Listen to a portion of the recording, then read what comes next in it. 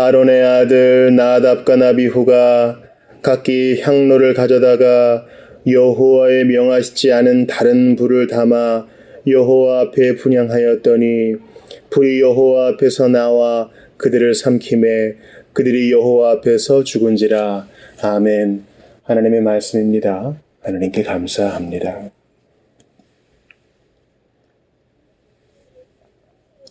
오늘은 하일레베르 교리문답 제35주일 96문부터 98문을 보겠습니다. 먼저 문답의 내용을 보시죠. 96문 제2계명에서 하나님께서 원하시는 것은 무엇입니까? 어떤 형태로든 하나님을 형상으로 표현하지 않는 것이고 하나님이 그의 말씀에서 명하시지 아니한 다른 방식으로 예배하지 않는 것입니다. 97문 그렇다면 어떤 형상도 만들면 안 됩니까? 하나님은 어떤 형태로든 형상으로 표현될 수 없고 표현해서도 안 됩니다. 피조물은 형상으로 표현할 수 있으나 그것에 경배하기 위해 또는 하나님께 예배하는 데 사용하기 위해 형상을 만들거나 소유하는 일은 금하셨습니다. 98문 그렇다면 교회에서는 평신도를 위한 책으로서 형상들을 허용해서도 안 됩니까? 그렇습니다. 우리는 하나님보다 더 지혜로운 체해서는 안 됩니다. 하나님께서는 그의 백성들이 말 못하는 우상을 통해서가 아니라 그의 말씀에 대한 살아있는 강서를 통해 가르침 받기를 원하십니다. 오늘은 10계명의 두 번째 계명을 보는데요. 감사의 생활에서 10계명을 보고 있습니다. 먼저 2계명을 한번 보실까요? 너를 위하여 새긴 우상을 만들지 말고 또 위로 하늘에 있는 것이나 아래로 땅에 있는 것이나 땅 아래 물속에 있는 것에 아무 형상이든지 만들지 말며 그것들에게 절하지 말며 그것들을 섬기지 말라. 나 여호와 너의 하나님은 질투하는 하나님인즉 나를 미워하는 자의 죄를 갚되 아비로부터 아들에게로 3, 4대까지 이르게 하거니와 나를 사랑하고 내 계명을 지키는 자에게는 1000대까지 은혜를 베푸느니라. 우리 하나님께서 1계명 그리고 2계명에 이르기까지 이제 10계명의 언약의 10가지 말씀을 주시는데 서문부터 기억하는 게 중요하다 그랬죠. 애굽 땅 종되었던 곳에서 친히 인도하신 나의 하나님 여호와가 말씀하신다. 출애굽한 이후에 10계명을 주신 것을 기억하라 그랬어요. 그래서 출애굽 전에 어떤 구원의 조건으로서가 아니라 구원받은 백성으로서 어떻게 감사의 생활을 할 것인지 10계명에서 요약해 보여주셨죠. 감사의 생활은 예배의 생활인데 1계명은 예배의 대상이 오직 한 분, 하나님이심을 알려줍니다. 두 번째 2계명은 예배의 방법을 알려주는데 그것은 말씀의 강소를 통한 그것을 강조하는 예배이지 이방인들이 행하는 것처럼 눈에 보이는 형상에 의지해서는 안 된다 이렇게 얘기하고 있어요. 그러면서 제가 오늘 본문을 내기로 잡았죠. 나답과 아비후라는 이제 아론의 아들이 이것으로 인해서 이 2계명을 어김으로 말미암아 죽임을 당했습니다. 그러니까 2계명이 우리와 아주 밀접히 와닿아 있는 거예요. 왜냐하면 신자들은 살아있는 동안에는 계속 예배해야 되니까 이 예배를 하나님이 너무 귀히 보시거든요. 엄중히 다루셔요. 또한 이것은 구원을 누리는 데 있어서도 예배는 중심에 놓여 있습니다. 정말 예배를 통해서 말씀을 잘 받고 예배를 통해서 하나님 찬송하는 기쁨을 획득한 성도는요. 정말 주님이 원하시는 삶을 살고 사명도 잘 이루고요. 이 땅에 남겨놓으신 그 목적을 잘 이룹니다. 그러나 예배가 지겹고 예배를 견디는 이들, 또 예배를 자기 멋대로 드리는 이들은요. 신앙의 생활에 있어도 성숙과 성장이 매우 얄팍하고 더딥니다. 나답과 아비후는 큰 잘못을 저지른 것 같지는 않아요. 왜냐하면 늘 하나님께 드려야 되는 불인데 그것을 하나님이 명하시지 않은 불로 드렸다는 거예요. 그 향로에 하나님이 명하시지 않은 불을 담아서 제사 때 썼다는 것이죠. 예배 때 쓰며 분향했다는 것이죠. 큰 잘못 아닌 것 같아요. 그냥 조금 어긴 건데 하나님이 명하신 불이 있었나 봐요. 근데 어떤 편의 때문인지 이번은 그냥 좀 쉽게 가자 이렇게 자기들의 생각대로 하나님이 명하신 것에서 조금 어긋났는데 주님이 그것에 대해 진노하셔요. 그래서 불이 여호와 앞에서 나와서 그들을 삼킵니다. 그 예배의 시작을 이제 하나님 백성의 예배를 정초하는 과정에서 주께서 마치 아간을 다루듯이 아나니아 삽배를 다루듯이 그렇게 하십니다.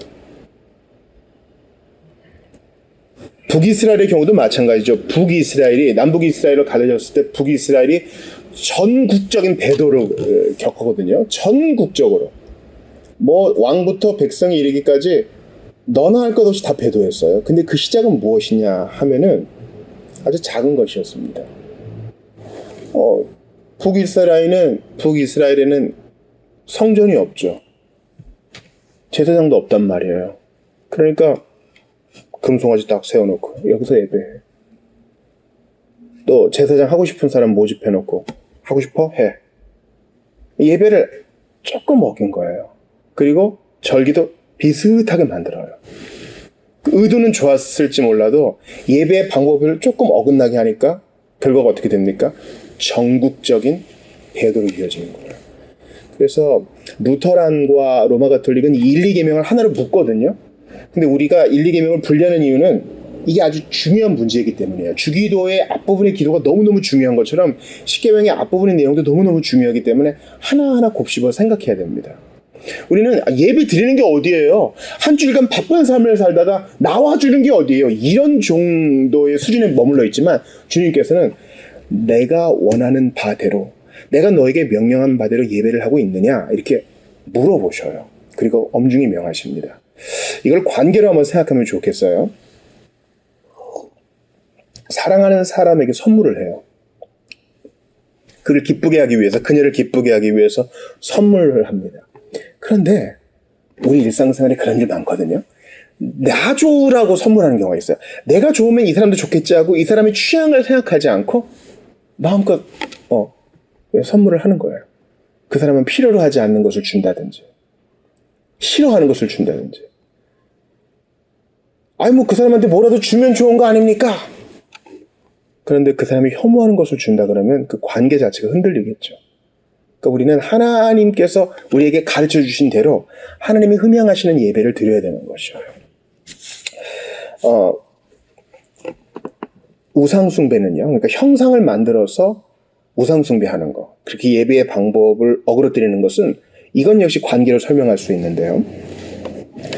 우리가 이것을 지난 시간에 배타적인 사랑이라고 했잖아요. 마치 부부의 사랑, 또 부모와 자녀의 사랑처럼요. 부부가 서로 사랑을 합니다. 그런데 이 사람을 버리진 않아요. 같이 살아요.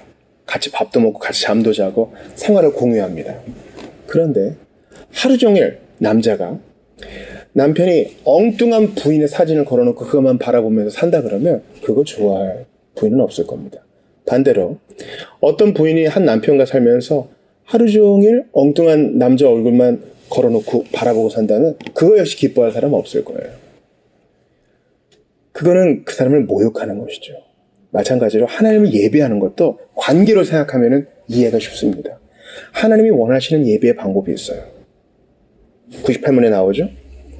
하나님께서는 그의 백성들이 말 못하는 우상을 통해서가 아니라 그의 말씀에 대한 살아있는 강서를 통해 가르침 받기를 원하십니다.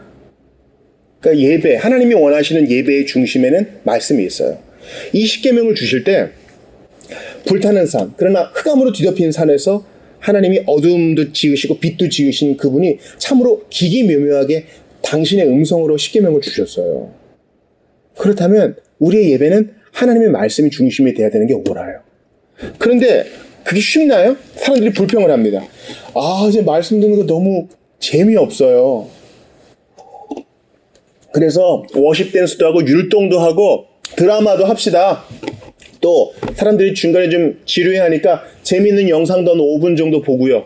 그 다음에 뮤지컬 팀 나와가지고 전체를 다 할 수는 없으니까 좀 연기도 하면서 노래도 하면서 드라마틱하게 성경의 이야기를 좀 그렇게 한번 해봅시다. 그리고 찬양팀들은 외부 연주자를 좀 모셔와가지고 우리가 좀 페이를 지불하더라도 좀 멋지게 음악을 좀 세련돼야 되잖아요. 그렇게 좀 진행합시다. 열린 예배라는 것도 해봅시다. 왜냐면 비신자들이 와서 말씀 중심의 예배에 참석하면 좀 불편하지 않겠어요? 그러니까 이런 딱딱한 예배 형식 말고 이렇게 꽁트처럼 진행자도 두고 토크쇼 하는 것처럼 하면서 말씀은 10분 정도, 10분도 길다, 7분 정도 해서 다른 프로그램도 좀 넣읍시다. 신앙송도 하고 또 사람들이 좋아할 법한 문화적인 접근도 하면서 우리 그렇게 예배를 좀 이렇게 문화 친화적으로 한번 해보자고요.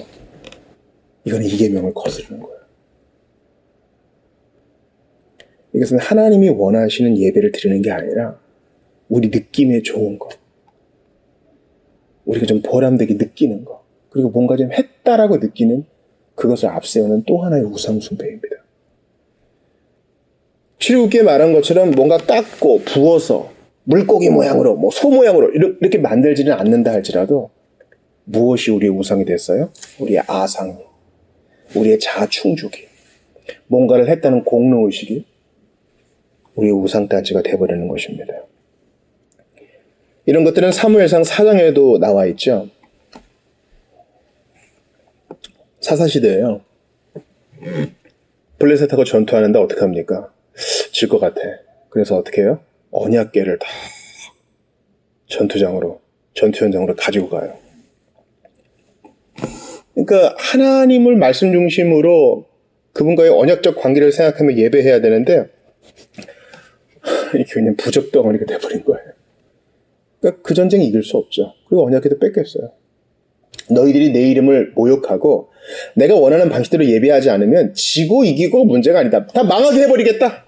그러니까 여러분, 예루살렘이 AD 70년에 예수님 승천하시고 35년쯤 있다가 거의 예수님의 생애 2배 정도 지난 후에, 예수님은 30년 정도 사셨으니까 3년, 70년에 완전히 무너졌어요. 예루살렘 성전이요. 그러니까 사두개인도 바리새인도 헤롯 당파도 이런 것은 기대도 못했던 것이었어요. 유대는 완전히 망해버립니다.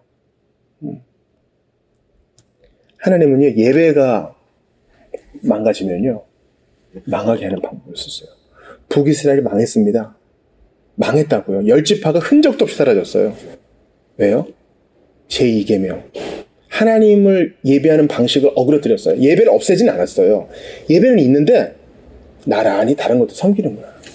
그렇게 나란히 섬기는 것을 우리는 영적 간음이요 우상숭배라고 하는 것이에요. 남유다도 망했습니다. 왜요? 예배가 망가졌어요.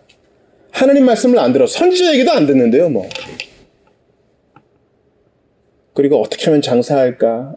이날은 장사 못해서 힘들고 정의가 어그러지고, 하나님 예배하는 게 어그러지니 뭐 제대로 정의가 서겠어요? 하나님 그냥 나라 전체를 망하게 하셨어요. 이게 얼마나 중요한 일인지 아시겠죠? 출애굽기에도 금송아지를 만든 일이 있습니다.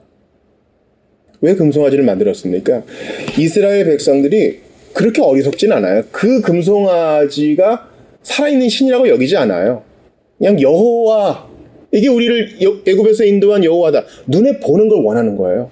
모세가 40일 동안 안 나타나고 하나님은 음성으로만 말씀하시니까 이게 못 견디겠는 거예요. 눈에 보이는 게 있어야 내가 좀 만족하겠는 거야. 우리가 여기에 저항해야 됩니다.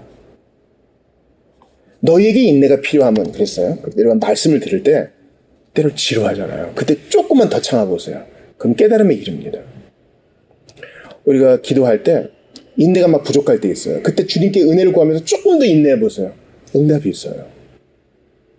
근데 그걸 못 기다리고 모아가지고 금송아지 만드는 거야. 그럼 잠깐 좋아요. 그러나 그렇게 서두르면 이스마엘이에요. 기다리면 이삭입니다. 우리는요, 하나님 말씀의 강서를 듣는 것에 있어서 대단히 취약해요. 대단히 취약하다고. 참 희한하죠. 공무원 시험을 위해서 인강은 몇 시간짜리를 빨리 감기로 해서 듣는데 하나님 말씀 듣는 그렇게 못 견뎌요. 이상하지 않아요? 재미가 없어요. 맞아요. 재미가 없죠. 그러나 여러분, 여러분의 꿈을 성취하기 위해서 인강 듣고 EBS 듣고 그런 것도 재미로 듣는 거 아니잖아요. 가끔 일타 강사들이 재밌는 얘기 하겠지. 그러나 공부의 내용 자체가 즐거운 거 아니잖아요. 중요하니까 하는 거 아니에요? 생각을 해보세요.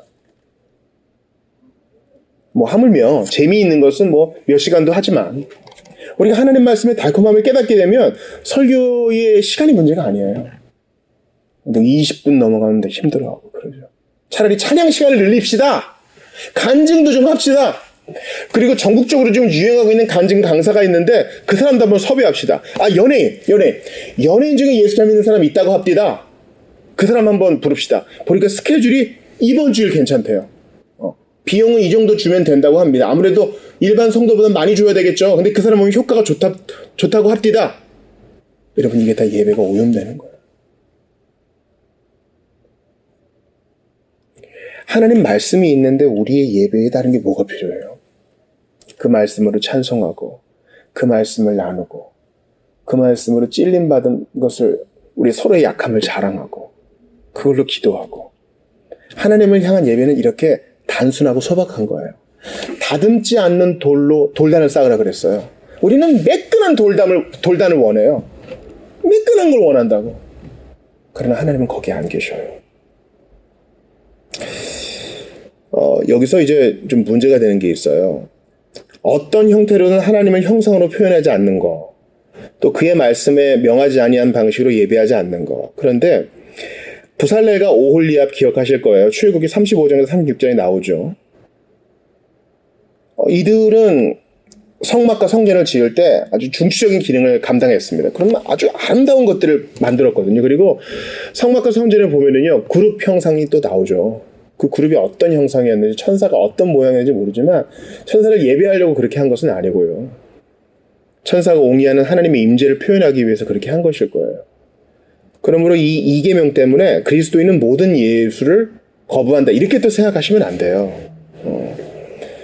참 신자는 그림을 좋아하고 조각의 가치를 압니다. 왜냐하면 하나님은 아름다움의 하나님이시기 때문에 이 이계명에 매여서, 이계명이 예배와 결부돼서 얘기하는 것인데 우리는 모든 예수를 부인한다, 이렇게 가시면 안 돼요. 참신자도 분별력 있는 시각으로 영화를 볼 수 있어야 되고, 드라마를 비판하고 또 향유할 수도 있어야 됩니다. 문제는 이제 성화죠. 중세시대 때 거의 모든 시민들이 다 신자로 취급되었을 때 문맹률이 하늘을 찔렀습니다. 또 성도들은 성경 읽는 것이 금지됐죠. 게다가 설교까지 라틴어로 하니 은혜 받을 도구가 없는 거예요. 그래서 눈에 보이는 스테인드 글라스, 그림을 통해서 또는 천정화를 통해서 예수님의 생애 전체를 다 표현해 놓고는 했습니다. 성천에서도 이제 떡만 좀 주는 것으로 은혜를 누리게 한 것이죠. 그러나 참 하나님의 사람은 가르침을, 느리더라도 가르침을 통해서 하나씩 둘씩 은혜의 수단을 누리게 하는 것입니다. 이걸로 만족하라, 평신도의 책으로 만족하라, 이게 아니죠. 우리는 성화를 거부합니다. 성인 조형물도 거부합니다. 그리고 그런 조형물에 기도하고 무릎 꿇고 입을 맞추는 것, 부적처럼 가지고 있는 것도 우리는 거부합니다. 근데 문제는 하나님은 어떤 형태로든 형상으로 표현될 수 없고 표현해서도 안 됩니다. 예배의 측면에서 이렇게 얘기할 때 대다수의 우리 공과체계는요, 예수님을 표현해요. 표현한다고요. 여기에 있어서 우리 개혁파들 안에서도 좀 의견이 다른 것을 알려드려야 되겠어요. 하이델베르크 요리문답을 해설한 윌리엄스 같은 경우는 안 된다. 공과책에 예수님의 그림 같은 것도 안 된다. 이제 아주 강경한 입장을 취해요. 실제로 네덜란드 개혁파 성도들이 만든 어린이 그림 성경에 보면은요, 예수님을 항상 뒷모습만 그리거나 아니면 그리지 않거나 다른 것들을 위주로 그리거나 이렇게 해서 그림을 사파를 채워놓은 것을 봅니다. 그러나 또 케빈 드영과 같은 개혁파 목회자는 렘브란트의 종교와 같은 것도 우리가 배척할 수는 없다.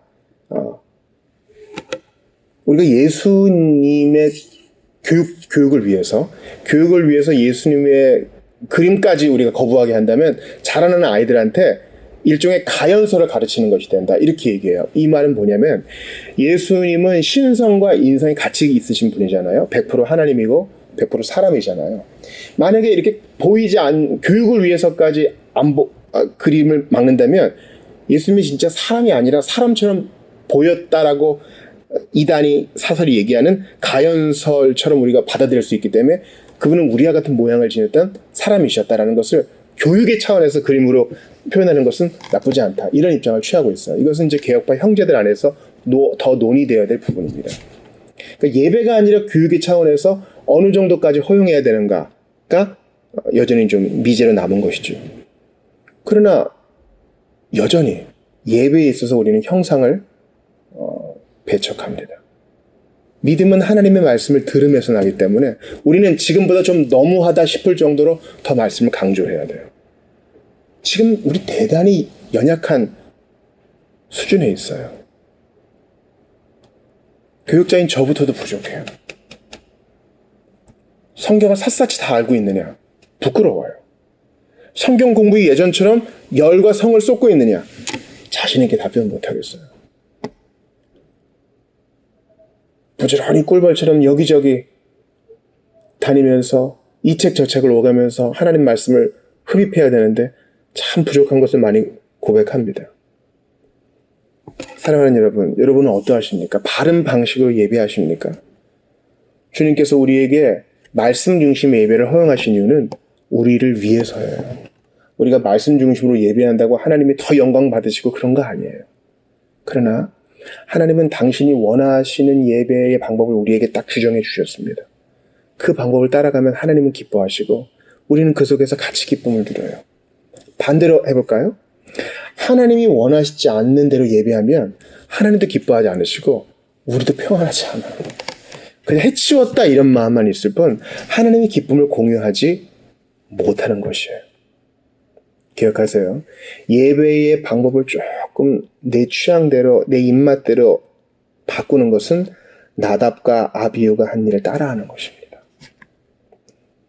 예배의 방법을 나의 입맛대로 조금 바꾸는 것은 바로 전쟁에서 이겨보려고 언약궤를 우상단지처럼 취급하는 그런 태도와 별반 다르지 않습니다. 예배 이것도 있으면 좋겠고 저것도 있으면 좋겠고 오늘 뭐 은혜가 있었어? 이렇게 예배를 가볍게 대하고 하나님이 원하시는 예배의 방법에 무릎 꿇지 않는 것은 북이스라엘의 전국적인 배도 그것과 다를 바가 아닌 것입니다. 하나님은 영이시니 예배하는 자가 영과 진리로 예배하라 그랬어요. 우리가 하나님 말씀을 납세우고 나의 느낌보다 하나님이 정하신 규례를 하나하나 밟아가면 주님이 우리에게 기쁨을 주십니다. 여러분 생각해 보세요. 저는 사람이 드린 가장 최고의 예배가 십자가에서 드려졌다고 생각해요. 십자가에서 예수님이 당신의 몸으로 드리신 예배, 그 제사, 그 영단번의 제사는 예배였잖아요. 그것은 예수님이 이렇게 하면 하나님이 감동받으시겠지, 성부가 감동받으시겠지 하는 방식으로 예수님이 고안해낸 방법이 아니에요. 그것은 영원적 협약에 의한 것이었어요.